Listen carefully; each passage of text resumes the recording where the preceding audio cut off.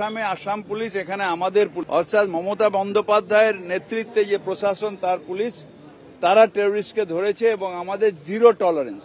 আমি অনুরোধ জানাবো স্বরাষ্ট্রমন্ত্রীকে যে বাবা অমৃত সাহেবকে যে তাচ্ছিল্য না করে নিজের দায়িত্ব করুন।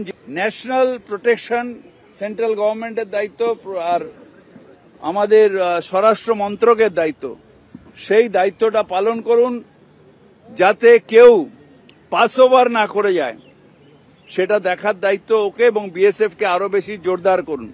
শুধু রাজনীতি করার জন্য আমি ওখানে বর্ডার খুলে দিলাম আর এখানে ঢুকিয়ে দিয়ে গভর্নমেন্ট কিছু করছেন না, এটা বলা ভুল।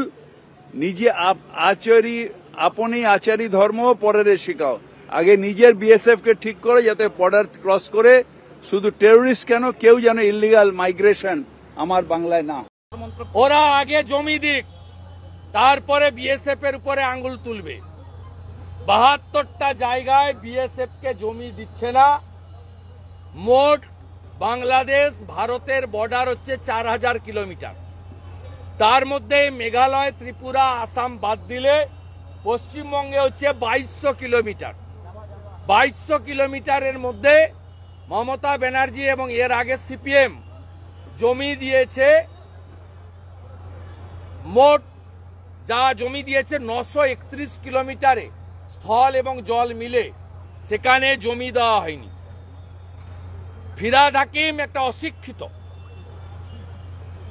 ফিরহাদ হাকিম আগে জমি যা চেয়েছে ভারত সরকার দিয়ে দিক, তারপরে বিএসএফ যদি কাঁটাতার দিতে না পারে, অনুপ্রবেশ আটকাতে না পারে, তখন কথা আওয়াজ তুলবেন, আমরাও সঙ্গ দেব।